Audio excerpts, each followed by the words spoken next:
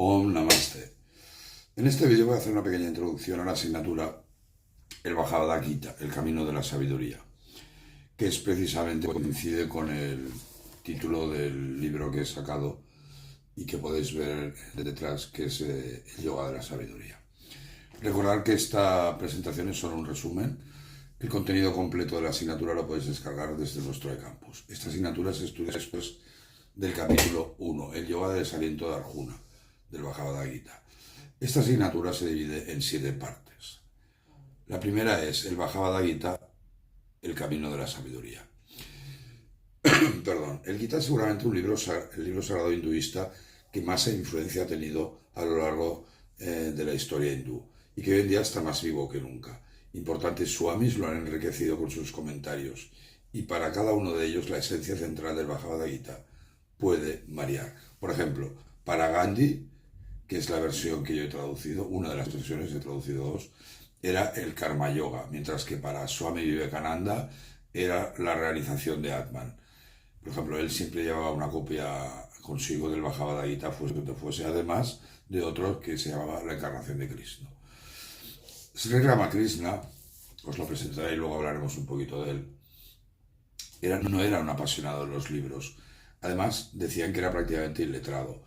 Una vez estaban reunidos el maestro y Swami Vivekananda, su discípulo, que le estaba preguntando cosas sobre los libros. Ramakrishna le pidió que cogiera un libro sobre pluviometría y lo estrujara con sus manos, con toda su fuerza. Y Swamiji empezó a estrujarlo mientras su maestro se reía.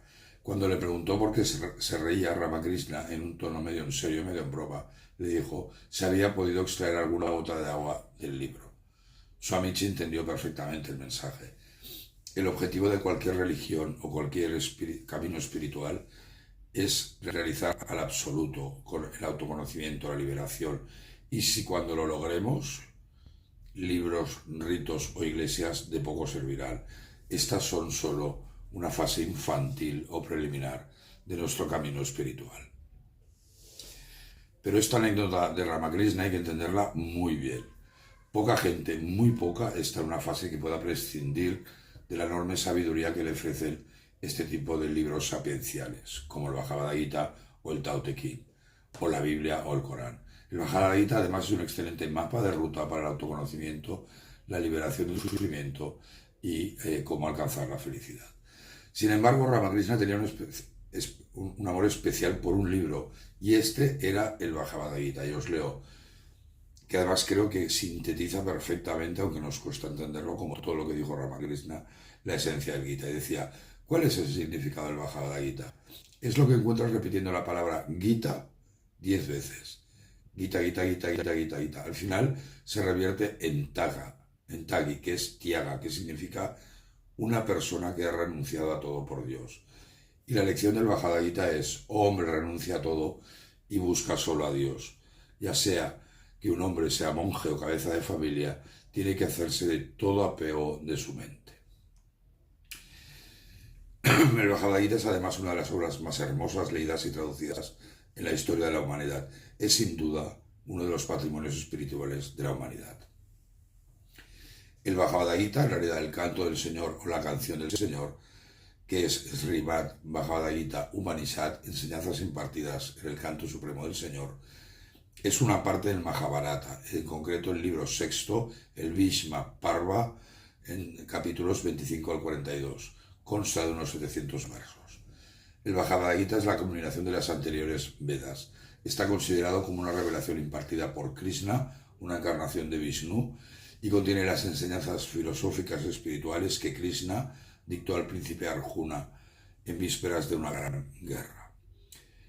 Mucho antes de escribirse el Bhagavad Gita, la sociedad hindú ya había avanzado en la filosofía ahimsa, de la no violencia. Incluso los guerreros se mostraban dispuestos a practicarla. Pero el dilema surgió. ¿Cómo un guerrero como Arjuna podría luchar sin violencia, sin matar a sus familiares? Y es entonces cuando Krishna dio una solución clara e inequívoca, el Karma Yoga, el yoga de la acción. La acción es tu obligación, pero no esperes el fruto de las acciones. Esta, para mí, sea quizás una de las grandes aportaciones del Bhagavad Gita. Para mí y para muchos otros intérpretes como Gandhi, ¿no? El Bhagavad Gita se hizo global a finales del siglo XIX, principalmente gracias a Swami Vivekananda. Muchos pensadores occidentales lo vieron como una fuente de liberación del excesivo materialismo en el que nos hemos instalado en Occidente. El Bhagavad Gita es también una psicología práctica de la transformación, porque nos ofrece herramientas para conectarnos con nuestra esencia más profunda, nuestro autoconocimiento, en donde el jnana, el conocimiento, es la luz que ilumina la ignorancia. Y os leo el verso número 11 del capítulo 10, que es precioso. Por mi compasión hacia ellos, yo, que resido en sus corazones, destruyo la oscuridad nacida de la ignorancia con la radiante luz del conocimiento. En este apartado haremos una introducción a los siguientes conceptos claves: Atman, Samsara, desapego, Karma, Gunas, Prakriti, el importante tema del sacrificio, no de animales, sino cualquier esfuerzo que es sacrificio, en sánscrito, Yajna, sobre el controvertido sistema de castas, de forma que cuando lo encontréis en el Bhagavad Gita no os venga como algo nuevo que seguramente os haría perder la concentración. El segundo apartado es los swamis y Bhagavad Gita. El objetivo de un swami es la realización y liberación del ser y la búsqueda del bienestar de la humanidad. Han jugado y siguen jugando un papel esencial en la evolución del hinduismo. Sería imposible incluir una referencia a todos los swamis relacionados con el Bhagavad Gita a lo largo de estos milenios. Este apartado contiene los resúmenes solo de algunos de ellos. Las enseñanzas de Sri Ramakrishna, Swami Vivekananda o Swami Sivananda se estudian en otras asignaturas. Aquí se presenta solo un resumen, pero dada la importancia que tienen los dos primeros, voy a hacer una escueta presentación de ellos. El primero es mi gran maestro, Sri Ramakrishna Paramahansa. Nació en Calcuta en 1836 y murió en 1886. Yo creo que es uno de los maestros espirituales más importantes de la humanidad de los últimos siglos. Ramakrishna era bhakti por fuera, pero todo jnana, conocimiento por dentro.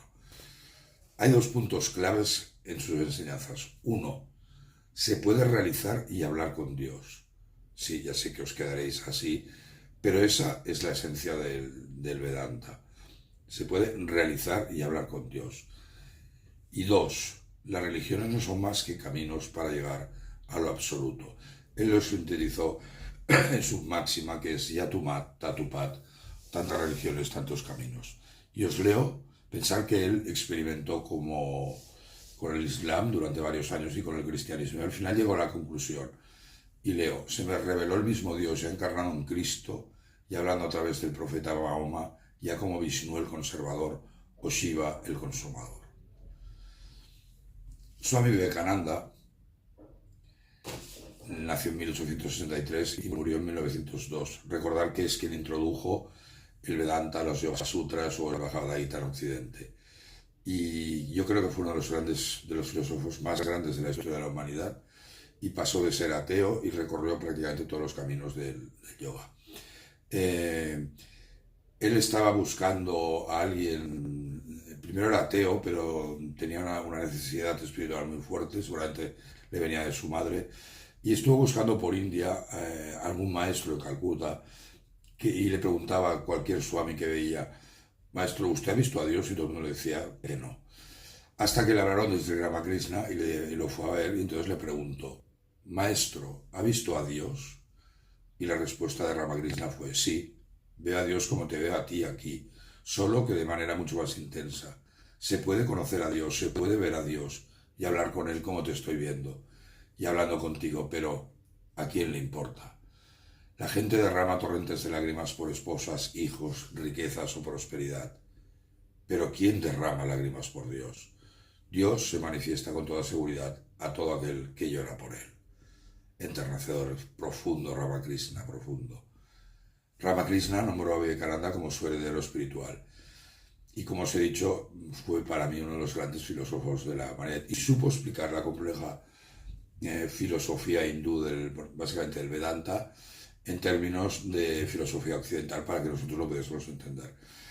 Una vez le preguntaron a Vivekananda por qué no había escrito nada sobre Ramakrishna. Hizo varias reflexiones en sus conferencias pero básicamente dijo porque dudaba de si realmente había sido capaz de entender lo que Ramakrishna le había transmitido.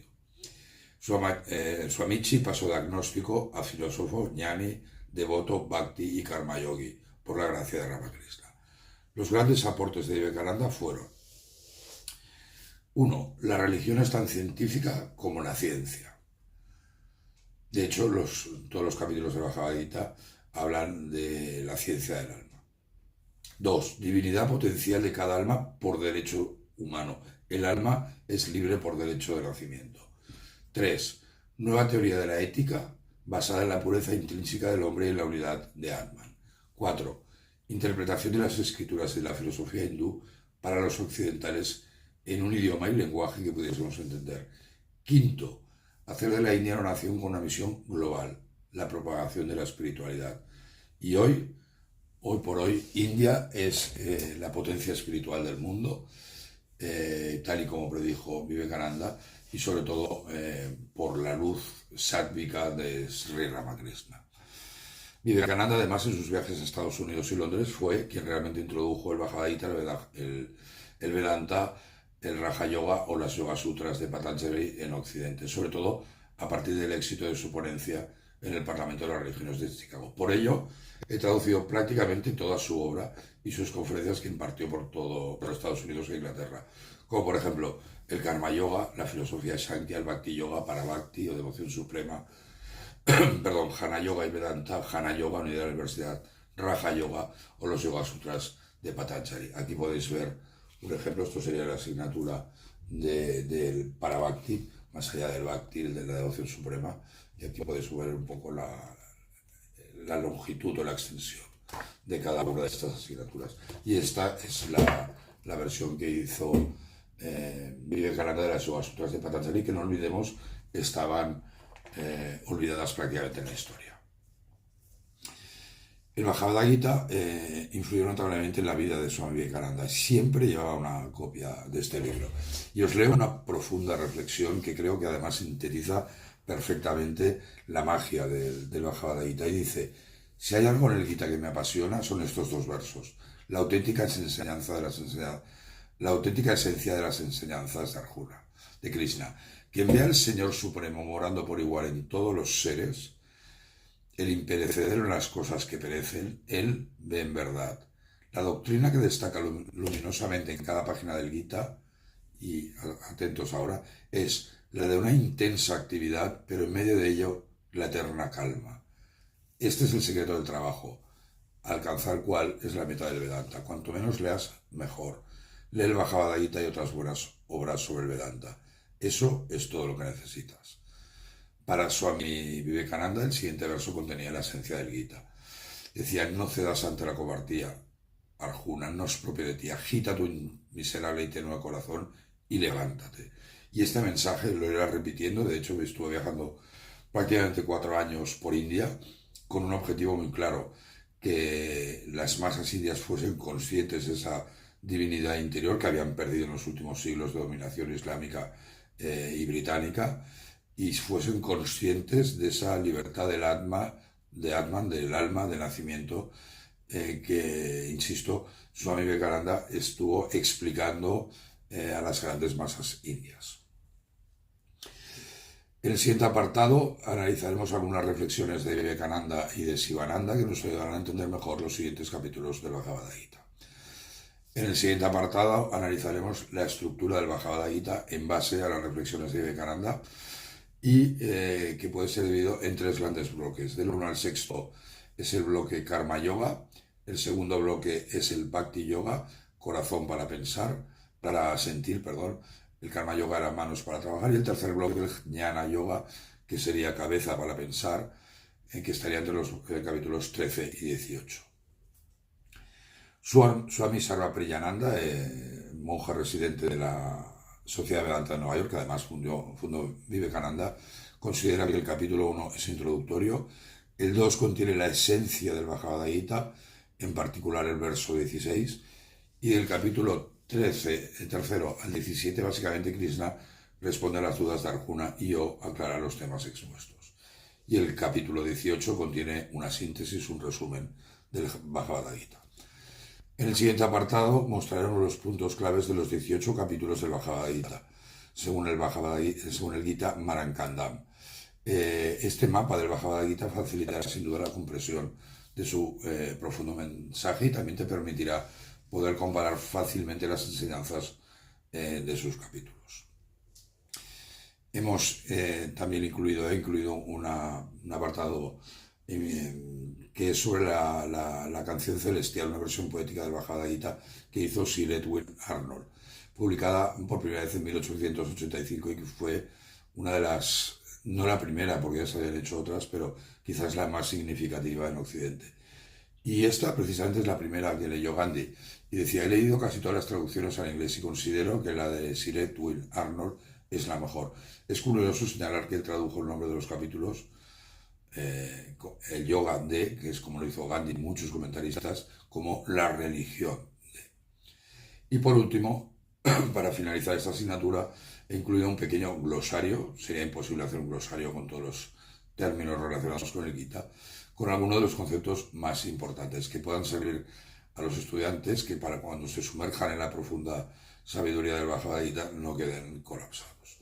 Esta sería la estructura de esta asignatura. Muchísimas gracias. Om Shanti Shanti. Namaste.